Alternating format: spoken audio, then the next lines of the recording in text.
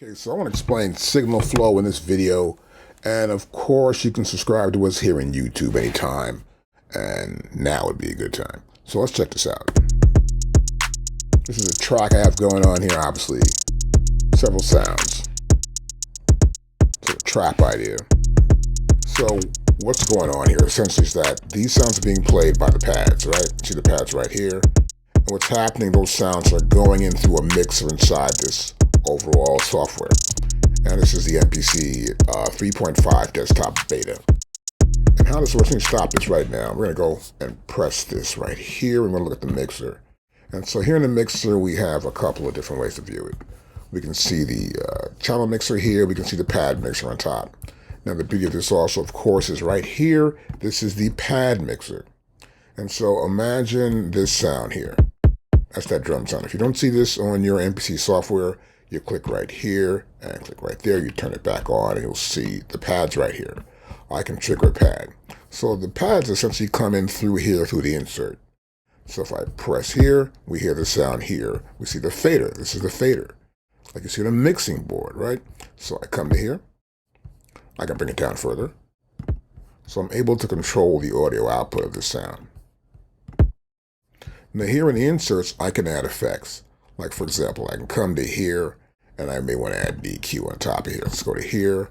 I'll add a parametric EQ.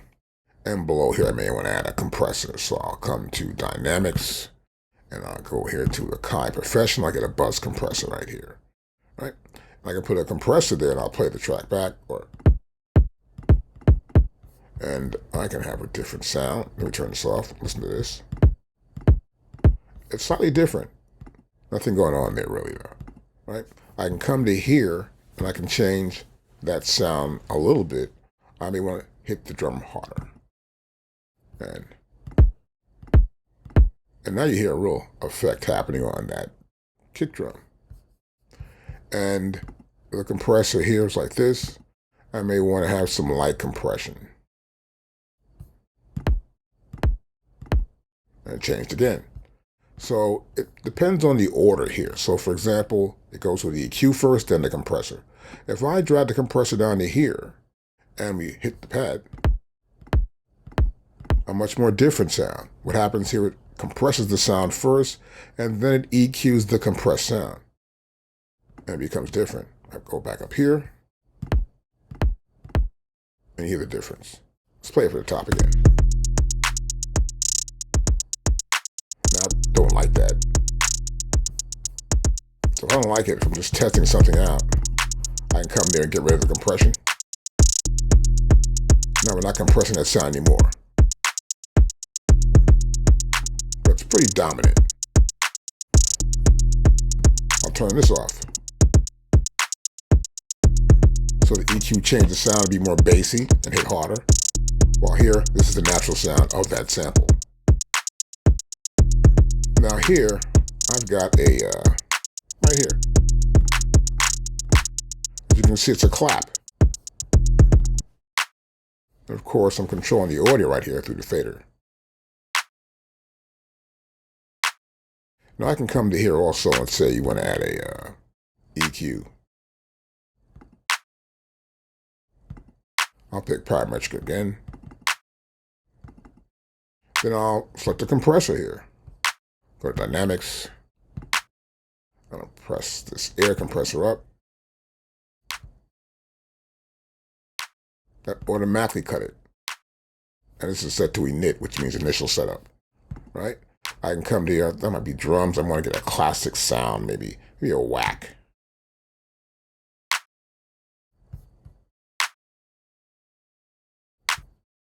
The mix is all the way up here. I can get my output up.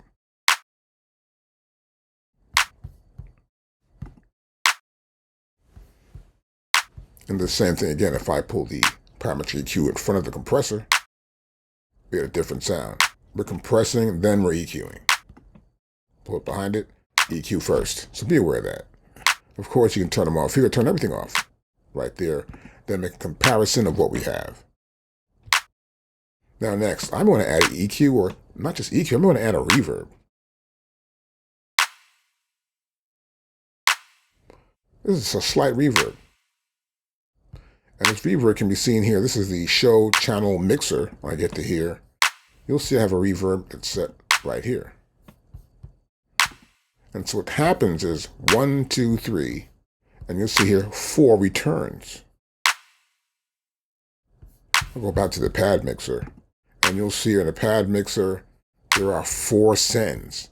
So he sends sounds, or sends some of the sound from here into the reverb. I go louder. It's a lot of reverb right there, right? So we're sending some of the sound in. If I turn this off here, no sound goes to reverb. So a little bit of the sound is being sent there, not much of it, but just enough to get that little bit of pump from that little bit of audio, ambient sound, going back to get that nice little sound from the reverb. And all these tracks are headed to the track, right? And this is the track here. This is track 001. And these sounds is heading to 001. So it's like almost like a highway in a sense. So as those sounds leave from the pad mixer here, they head to the channel mixer here, and every sound that we hear here, they all go to here. To prove this, I'll mute this out. You hear nothing now. I'll unmute it, and now we hear the sounds back. So the whole idea is to get a leveling of these sounds in a mixed type environment, that we get it so it sounds clear and accurate and not distorted. So in this case, for example, I can control all the audio for all those sounds from the pads. And before they go about maybe 3 dB, I don't want to go over 0 right here, right? And over here, there's actually an air compressor on top of this.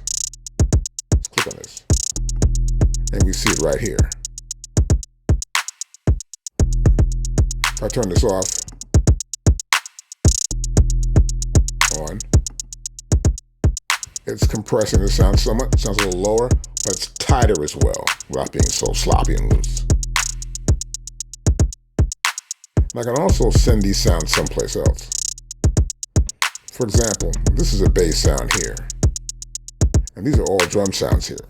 I may not want to send that to here, so it ends up going to my track 001, the output for all these pads and their audio.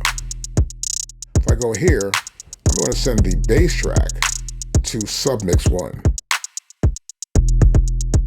Right? And you still hear it here, right? Hear that? But it's not really hearing it from here. We're going to go here to our channel mixer. We're hearing it from right here, Submix 1. If I mute this, you don't hear it at all, because that sound is coming right here into Submix 1. Now, I'll turn it back on. So what's happening is that we're putting all the drums are coming out of track 001 right here. Their destination is the master. The master is here to the right. There's our master output right here. Let's say I just want to mix the drums up. So I know these are the sounds here. They come from the pads. They're going here to this mixer. And of course, this acts as a special bus, we'll call that, where all these sounds are going to go in like a big bus, we'll say. And those sounds are on this bus and they're heading over to the master. And the masters are controlling output. So what we want to do is we want to think of this as each pad is an amplifier. And those amplifiers control the audio levels for each one of those sounds on the pads. And then the pads send their audio over to the bus here, which is track 1, 01-1. And this is also an amp. This amplifies their sounds.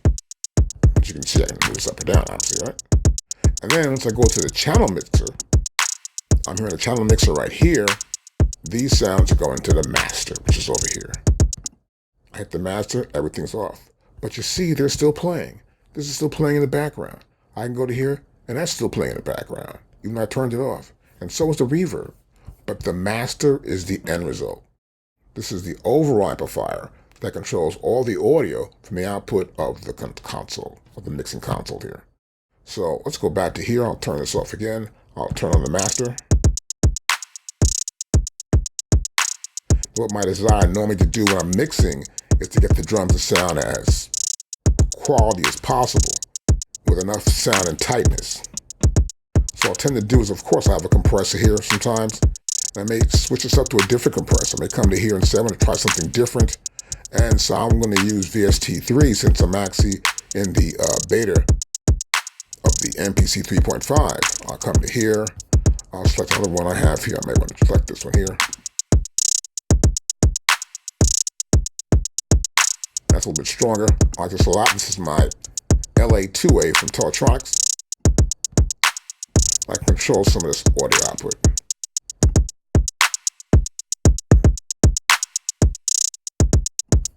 I want to reduce the peak a little bit. I get a tighter sound. It's coming from here, going to the master. On the master, I could do a simple trick. I can come to here and we'll say, I'm going to add a EQ on top of this. I'll go select a BST3 plugin. I'll pull this one up here. Now I can change this to anything I want to change it to. I have some selected sounds here.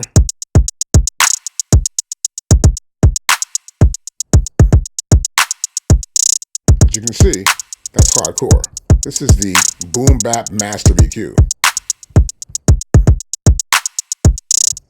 Now you hear it sounds really strong, right? I'll pull this down somewhat. If I pull this off,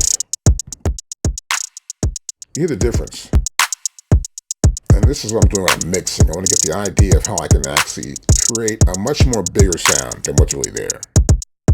I have some settings lined up, of course, in some of these VSTs I've created myself. And it's important to be able to understand, if you're going to mix, how the signal flow goes within the system. I add the bass line now.